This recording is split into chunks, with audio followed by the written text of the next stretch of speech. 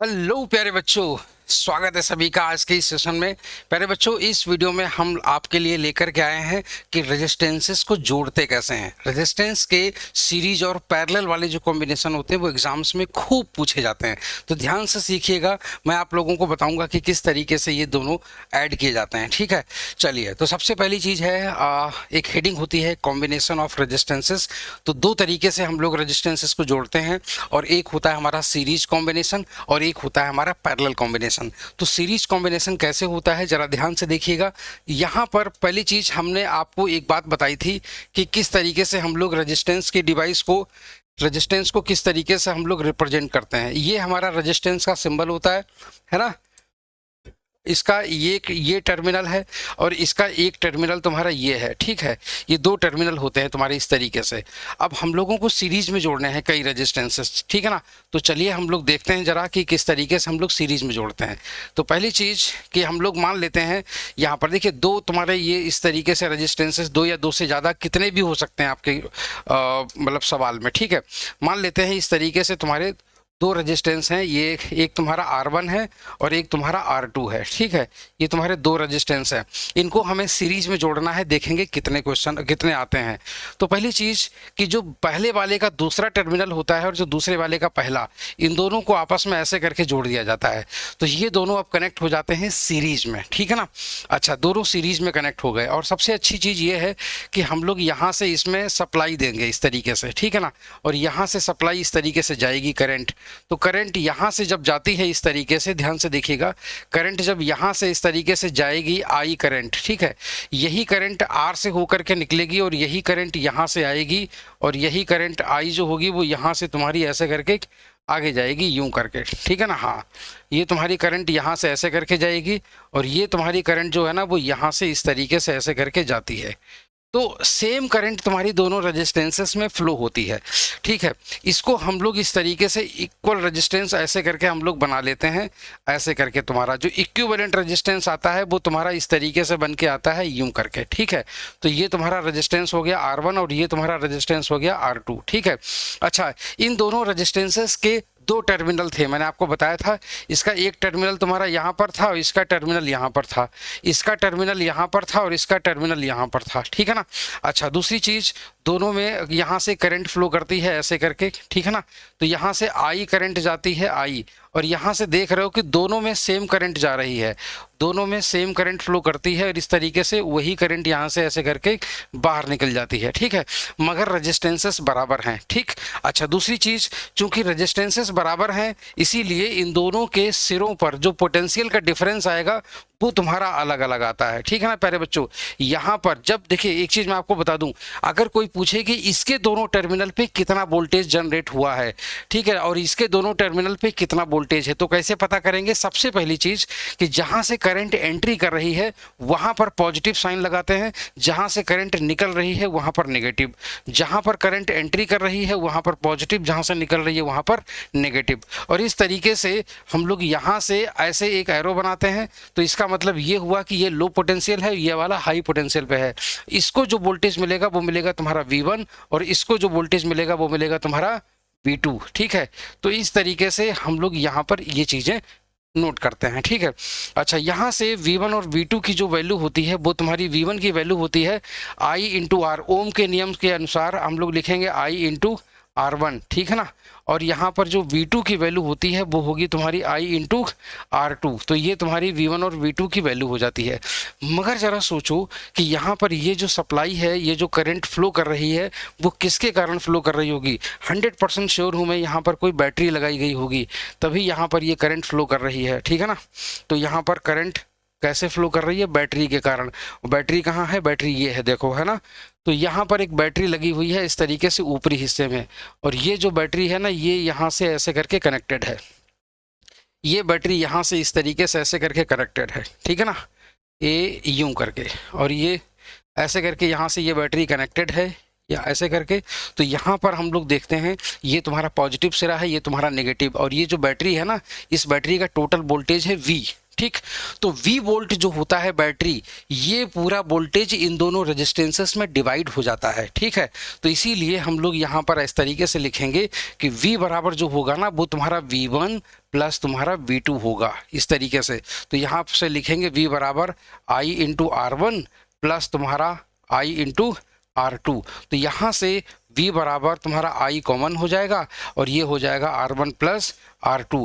अगर हम लोग देखें तो इस बैटरी को टोटल रेजिस्टेंस कितना महसूस हो रहा है, इस बैटरी को टोटल रेजिस्टेंस इतना महसूस हो रहा है, कितना, इस तरीके से इतना वोल्टेज इसको महसूस होता है। यहाँ से इसको लगेगा जैसे यहाँ पर एक बॉक्स है और इस बॉक्स में रेजिस्टेंस R है, सिर्फ रेजिस्टेंस R। तो हम लोग यहाँ से इसको, इसका इक्विवेलेंट डायग्राम यही होता है और इस तरीके से यहाँ पर I करंट फ्लो कर रही है, यहाँ से I करंट हो करके जा रही है, ठीक है ना, ऐसे करके। तो इस बैटरी को लगेगा कि ये total resistance R1 plus R2, मतलब दोनों रेजिस्टेंसेस अलग अलग नहीं है बल्कि दोनों सेम है, आई मीन टोटल इनकी वैल्यू ये है, ठीक है। तो यहाँ से हम लोग इसको इस तरीके से लिखेंगे, V बराबर लिखेंगे तुम्हारा I इंटू R और यहाँ पर तुम्हारा I into R1 plus R2 से इसको इक्वेट करा देंगे। तो यहाँ से हमारे पास में एक चीज़ आ जाती है, इक्विवेलेंट रेजिस्टेंस की वैल्यू आ जाती है। और यहाँ से जो इक्विवेलेंट रेजिस्टेंस की वैल्यू आती है वो आती है तुम्हारी R equal to R1 plus R2। तो प्यारे बच्चों, जब सीरीज में रेजिस्टेंसेस जुड़े हुए हों, जब सीरीज में जुड़े हुए हों तो जो टोटल रेजिस्टेंस होता है वो R1 प्लस R2 होता है और ऐसे आता है, ठीक है ना। तो वो इस तरीके से आता है। यहाँ एक खास बात ध्यान रखने वाली होती है कि जब सीरीज में डिवाइसेस जुड़ी होती हैं, ठीक है ना, सीरीज में डिवाइसेस अगर जुड़ी होंगी तो सभी डिवाइसेस में सेम करंट फ्लो करती है, सेम करंट, मगर सभी डिवाइसेस को वोल्टेज अलग अलग मिलता है, ठीक है ना। इसीलिए कभी भी जो दिवाली वाले जो बल्ब की जो लड़ियाँ आती हैं, जो डेकोरेटिव लाइट्स आती हैं, उन सभी में जो बल्ब लगे होते हैं वो सीरीज में लगे होते हैं और उनमें वोल्टेज डिवाइड हो जाता है। ज़रा सोचो कि अगर 100 बल्ब लगे हुए हैं और 220 वोल्ट की आपने सप्लाई दी है तो हर बल्ब को 2.2 वोल्ट में डिवाइड हो जाता है, ठीक है। तो इसी वजह से वो थोड़े थोड़े जलते हैं। नहीं तो अगर एक ही बल्ब को अगर 220 वोल्ट दे दोगे तो छोटे वाले बल्ब फट जाएंगे, फ्यूज हो जाएंगे वो, ठीक है। तो इस तरीके से ये तुम्हारा सीरीज होता है। तो यहाँ पर एक बात हमेशा ध्यान रखिएगा, अगर हम अपने घरों के सारी मशीनों को सीरीज कॉम्बिनेशन में जोड़ दें तो एक लॉस हो सकता है। क्या, अगर कोई भी एक अगर मशीन ख़राब हो गई तो आगे करंट फ्लो नहीं करेगा और बाकी सारी मशीनें बंद पड़ जाएंगी, ठीक है। इसी वजह से घर की मशीनों को या घर की जो वायरिंग होती है उसको हम लोग कभी भी सीरीज कनेक्शन में नहीं जोड़ते हैं, ठीक है ना। तो ये होता है ऐसा इसीलिए, जैसे कि मान लेते हैं ये तुम्हारा जनरेटर है, जनरेटर से तुम्हारा यहाँ पर ऐसे करके एक बल्ब है, ये तुम्हारा एक बल्ब है, ठीक है ना, एक बल्ब तुम्हारा यहाँ पर है इस तरीके से, ठीक है, एक बल्ब तुम्हारा यहाँ पर है ऐसे करके, ठीक, ये इस तरीके से ऐसे ऐसे ऐसे ऐसे करके। अब आप जरा सोचिए कि एक करंट तुम्हारी यहाँ से ऐसे करके जा रही है, यही करंट यहाँ जा रही, यही करंट यहाँ जा रही और यही करंट तुम्हारी यहाँ से ऐसे करके जा रही, ठीक है ना, हाँ ऐसे करके ऐसे करके ऐसे करके। तो ये सेम करंट फ्लो हो रही है सभी में। अब सेम करंट फ्लो हो रही है तो ये ऐसे करके सेम करंट इसी में इसमें होते हुए ऐसे करके आती है, ऐसे करके। अब आप जरा सोचो कि अगर एक बल्ब फ्यूज हो जाएगा तो क्या ये करंट आगे जा पाएगी? नहीं जा पाएगी। यही सबसे बड़ा ड्रॉबैक है सीरीज कनेक्शन का, ठीक है ना। तो सीरीज कनेक्शन का यही सबसे बड़ा ड्रॉबैक है। आई होप सो कि ये चीज़ आप लोगों को क्लियर हो रही होगी, ठीक है।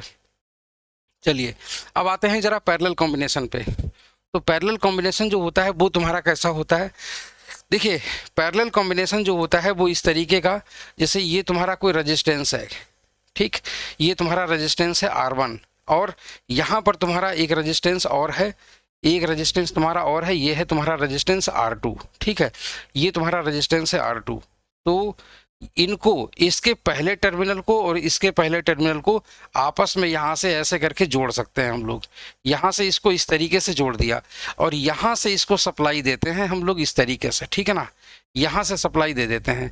और मान लेते हैं कि हमने यहाँ से इस तरीके से ऐसे करके किसी बैटरी से इसको ऐसे करके मैंने जोड़ दिया, ठीक है, इस तरीके से हमने ऐसे करके किसी बैटरी से इसको जोड़ दिया और ये है तुम्हारा प्लस और ये है माइनस और ये V वोल्ट की हमने बैटरी दे दी इस तरीके से, ठीक है।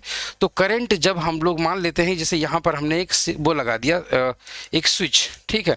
प्यारे बच्चों स्विच लगाना बहुत ज़रूरी होता है किसी भी इलेक्ट्रिक सर्किट में। अगर आप स्विच नहीं लगाओगे तो कैसे काम चलेगा, है ना। तो यहाँ पर हमने जब तक देखिए, जब तक स्विच क्लोज नहीं करोगे, इसको बंद नहीं करोगे, तब तक करंट नहीं फ्लो होगी, ठीक है। जैसे ही हम यहाँ से स्विच क्लोज करते हैं तो करंट यहाँ से फ्लो होना शुरू हो जाती है। करंट तुम्हारी इस तरीके से ऐसे करके फ्लो होती है, यहाँ से जाती है और यहाँ जाती है। करंट जो है ना वो मान लो आई करंट यहाँ से निकलती है, आई करंट जाती है, आई करंट यहाँ तक गई। मगर अब इस करंट के सामने दो रास्ते हैं, ये यहाँ से जाए, यहाँ से जाए, तो इसके सामने ये दो रास्तों में डिवाइड हो जाती है। एक करंट यहाँ डिवाइड होती है, ये होती है I1, और एक करंट तुम्हारी यहाँ से डिवाइड होती है, ये करंट डिवाइड होती है I2, ठीक है।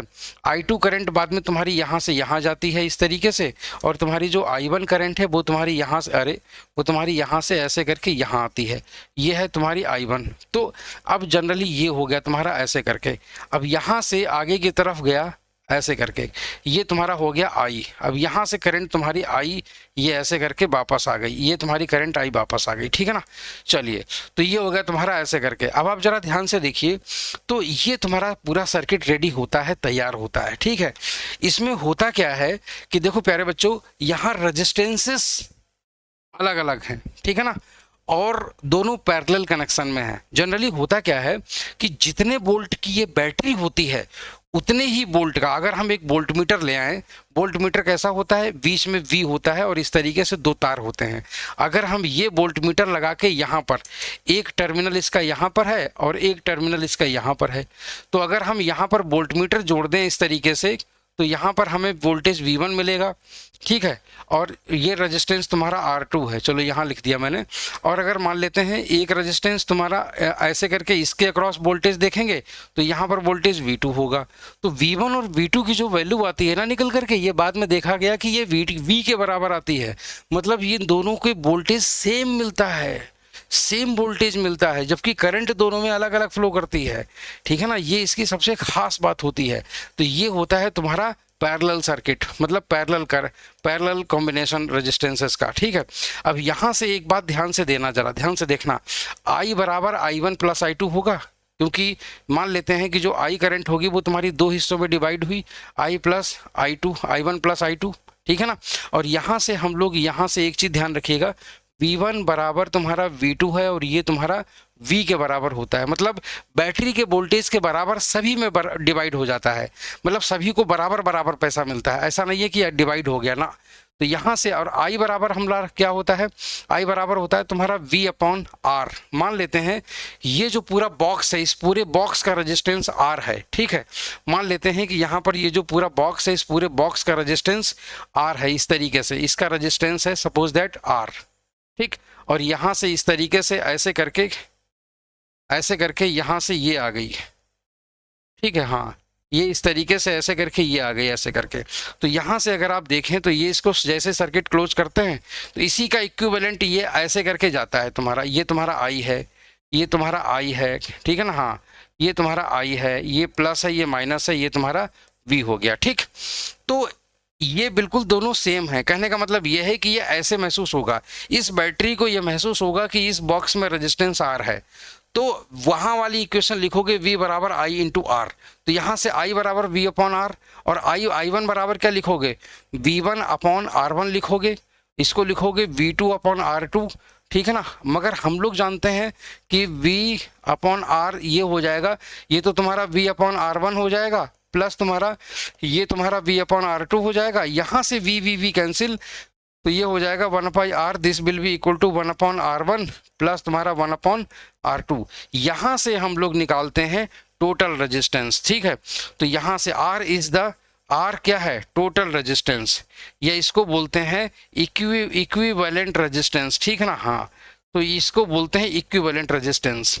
यहाँ सबसे खास बात ये होती है कि दो पैरेलल डिवाइसेस में करंट अलग अलग होती है मगर वोल्टेज सभी को सेम मिलता है, ठीक है। तो अगर हमारे घर की जो मशीनें हैं, जो वायरिंग है, जो स्विच हैं, इन सभी को हम लोग अगर पैरेलल में जोड़ दें, पैरेलल में, जैसे बाहर से कनेक्शन आया, वो मेन कनेक्शन है, मेन कनेक्शन बोले तो बैटरी है, ठीक है, तो बाहर से सप्लाई आई है, अगर हम लोग सारी अपने स्विचेस को पैरेलल में जोड़ देंगे तो हमारे हर स्विच को बराबर वोल्टेज मिलेगा, 220 वोल्ट मिलेगा, और जो भी हमारी मशीनें हैं वो अच्छे से काम कर पाएंगी।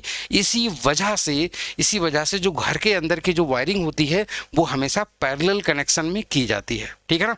तो यहाँ पर कोई भी ऐसा कोई ड्रॉबैक नहीं है, ठीक है, यहाँ पर बल्कि फ़ायदा है। मगर इसमें एक चीज़ है, जो टोटल रेजिस्टेंस निकल करके आता है, नेट रेजिस्टेंस, ठीक है ना, वो R1 प्लस R2 से कम होता है, ठीक है ना। बल्कि इवन दोनों से ही मतलब टोटल वैल्यू से उतना बढ़ता नहीं है बल्कि घटता है इसमें। तो जब रेजिस्टेंसेस को मिला करके भी घटाना हो तो पैरेलल में जोड़ दो, ठीक। तो आई होप सो कि ये चीज़ समझ गए होंगे हम लोग, ठीक है ना।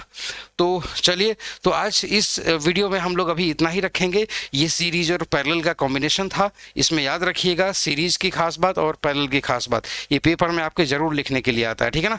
तो इस वीडियो में अभी इतना ही, अगली वीडियो में हम लेकर के आएंगे heating effect of electric current. और तब तक के लिए जय हिंद, जय भारत, बाय बाय।